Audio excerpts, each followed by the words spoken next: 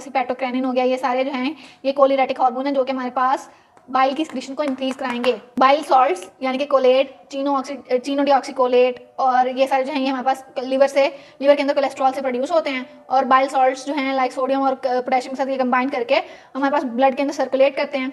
इसके बाद ये हमारे पास ग्लाइसिनोटॉरिन के साथ मिलकर हमारे पास ग्लाइकोकोलेट और चीनोडीऑक्सीकोलेट, टोरोकोलेट, ग्लाइकोकोलेट और ये हम लोग पहले बाइल एसिड्स वाला टॉपिक हम लोग पहले पढ़ चुके हैं। ग्लाइकोकोलिक एसिड, टोरोकोलिक एसिड, चीनोडीऑक्सीकोलिक एसिड, टोरोचीनोडीऑक्सीकोलिक एसिड, ये सारे हमारे पास प्राइमरी बाइल एसिड्स होते हैं। और इसके बाद हमारे पास जो सेकेंडरी बाइल एसिड्स होते हैं वो होते हैं हमारे पास हाइड्रोकोलिक एसिड और लिथोकोलिक एसिड। बाइल सॉल्ट के फंक्शन की अगर हम बात करें तो बाइल सॉल्ट है हमारे पास डिक्रीज करते हैं सरफेस टेंशन को और इनका स्ट्रॉन्ग कोलिरेटिक इफेक्ट होता है। इसके अलावा ये हमारे पास पैंक्रियाटिक लाइपेज को एक्टिवेशन देते हैं। इसके अलावा हमारे पास ये कम्प्लेक्सेस और मिसल्स बनाते हैं और हमारे पास ये इंटेस्टाइनल पेरिस्टाल्सिस को इंक्रीज करते हैं। ये हमारे पास एंटीसेप्टिक इफेक्ट रखते हैं और ये हमारे पास इंटेस्टाइनल एब्जॉर्प्शन ऑफ कोलेस्ट्रॉल को बढ़ाते हैं और फैट की डाइजेशन और एब्जॉर्प्शन के अंदर रोल प्ले करते हैं। बिलियरी फिस्टुला के इफेक्ट्स क्या होते हैं हमारे पास? बिलियरी फिस्टुला मतलब अगर हमारे पास बाइल को ड्रेन आउट करें हम बॉडी से बाय फिस्टुला, इसको हम कहते हैं बिलियरी फिस्टुला। बिलियरी फिस्टुला से हमारे पास क्या होता है कि लार्ज अमाउंट ऑफ फैट्स जो हैं वो बॉडी से अनडाइजेस्टेड स्क्रीट होना स्टार्ट हो जाते हैं, उनकी पुअर डाइजेशन और एब्जॉर्प्शन होती है। ये कंडीशन हम पहले पढ़ चुके हैं, इसको हम कहते हैं स्टिटोरिया। स्टिटोरिया के अंदर ग्रे कलर्ड स्टूल होते हैं,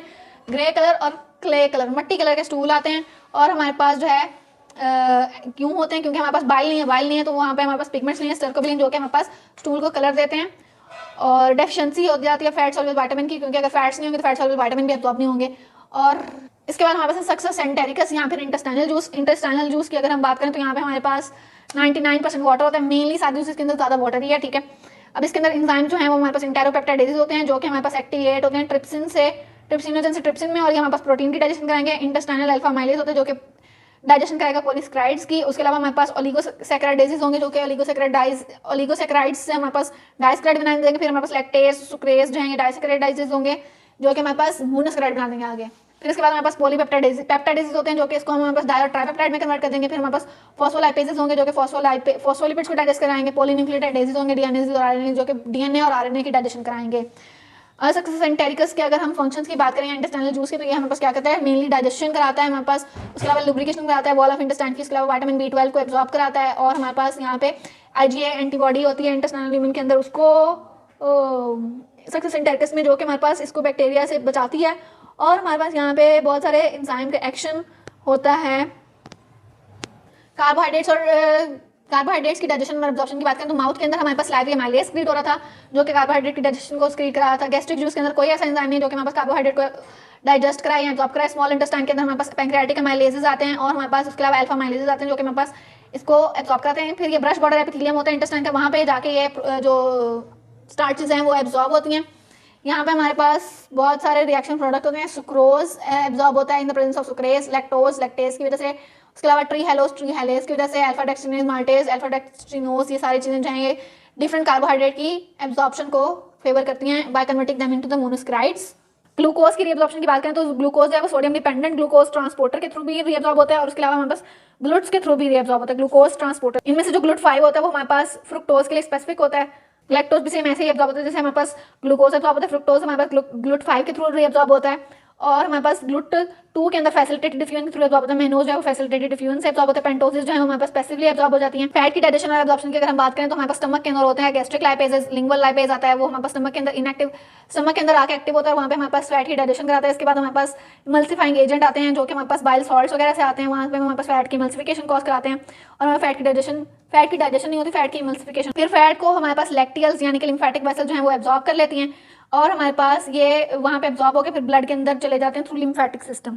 फैट की माल डाइजेशन से या माल एब्जॉर्प्शन से हमारे पास हमने कहा था स्टिटोरिया हो रहा था। स्टिटोरिया के अंदर ये हो रहा था कि हमारे पास इंपेयर्ड डाइजेशन और एब्जॉर्प्शन हो रही थी डाइटरी फैट्स की और फैट्स जो है वो हमारे पास इन फीसेस जो है वो हमारे पास एक्सक्रीट आउट हो रही थी। फीसेस का कलर जो है वो क्ले कलर हो रहा था। इसके अंदर हमारे पास एक कंडीशन हमने पढ़ी थी बिलियरी फिस्टुला, दूसरी कंडीशन हमने पढ़ी थी कॉज पैंक्रियाटिक इनसफिशिएंसी, तीसरी कॉज हमने पढ़ी कि HCl की ज़्यादा स्क्रीशन, उसके अलावा हमने एड्रीनोकॉर्टिकल इनसफिशिएंसी पढ़ी और बाइल सॉल्ट्स की कमी की वजह से हमारे पास जैसे आइलियम से हमारे पास फैट की एब्जॉर्प्शन जो है वो कम हो गई।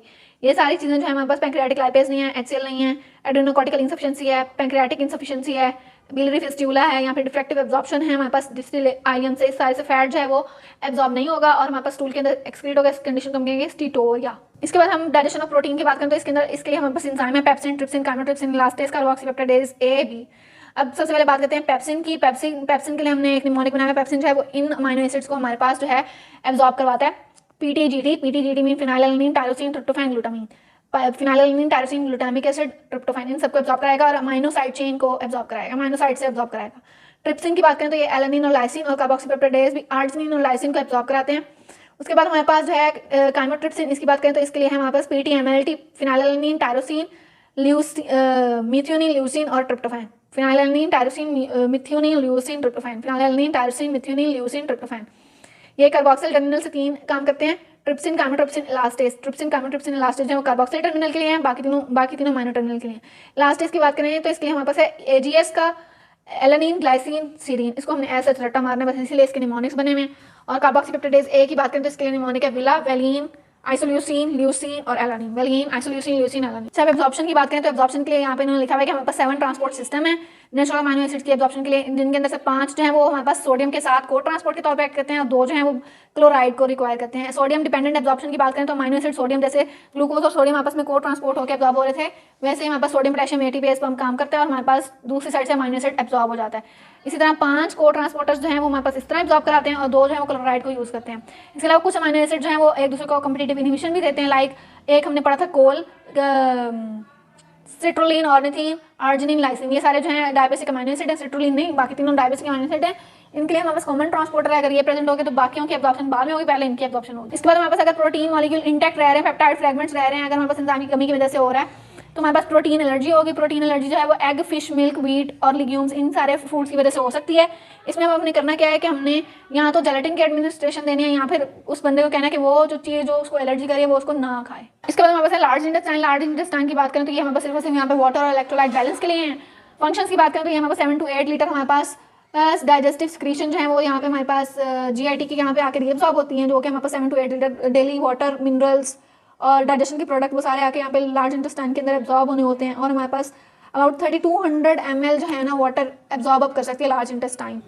फीसेस की क्वांटिटी क्या रखनी है ये हमारे पास डिपेंड करता है कि हम कितना वाटर वगैरह ले रहे हैं, कितना इलेक्ट्रोलाइट वगैरह हमारे पास प्रेजेंट है, और उसकी कंसिस्टेंसी और कंपोजिशन जो है वो वाटर कंटेंट से वेरी कर सकती है। उसका कलर भी वेरी, फीसेस के कलर से हमारे पास डिफरेंट हम बीमारियों का भी पता चला सकते हैं। अगर हमारे पास क्ले कलर्ड है या मेरी पील है तो ऑब्स्ट्रक्शन है और ये बाइल फ्लो की, और अगर हमारे पास ग्रे कलर की अनडाइजेस्टेड फैट है स्टीटोरिया की कंडीशन के अंदर, अगर येलो आ रही है तो हमारे पास अनचेंज बिलीरुबिन जो है वो हमारे पास जा रही है इन्फेंट्स से, और हमारे पास ग्रीन कलर की है तो हमारे पास अनचेंज बिलीवर्डिन जा रही है, कोई स्पेनिश वगैरह खा रहा है बंदा उसकी वजह से है।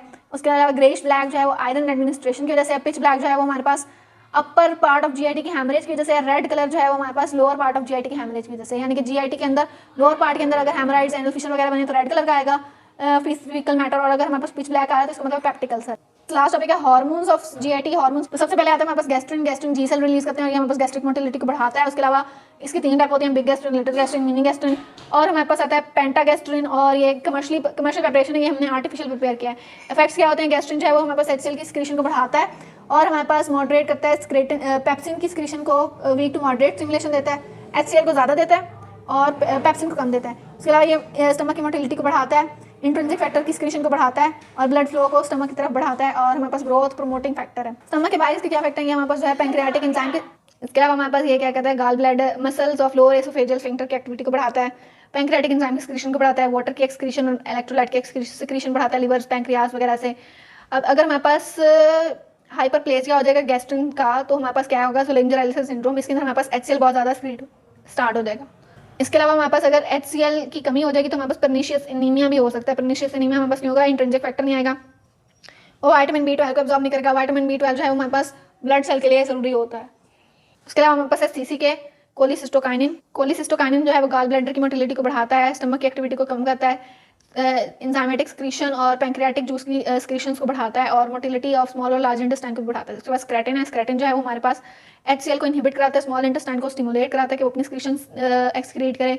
एक्सोक्राइन पैंक्रियास को भी इंक्रीज कराता है, एंडोक्राइन पैंक्रियास को भी इंक्रीज कराता है, और हेपेटिक बाइल एक्सक्रीशन कराता है। इसके अलावा जीआईपी गैस्ट्रिक इनहिबिटरी पेप्टाइड जो स्टमक को इनहिबिट करेगा, वेजोएक्टिव पेप्टाइड जो कि हमारे पास ब्लड वेसल पे इफेक्ट करेगा, मोटिलिन जो है हमारे पास मोटिलिटी को बढ़ाता है, सब्सटेंस पी, और इसके अलावा हमारे पास आ गया ग्लूकागॉन और ग्लाइसेंटिन और सोमेटोस्टेटिन। और सोमेटोस्टेटिन हमारे पास ग्रोथ हार्मोन का इनहिबिटर है, और ये डिफरेंट हार्मोन्स हैं जो कि हमारे पास जीआईटी से रिलीज होते हैं।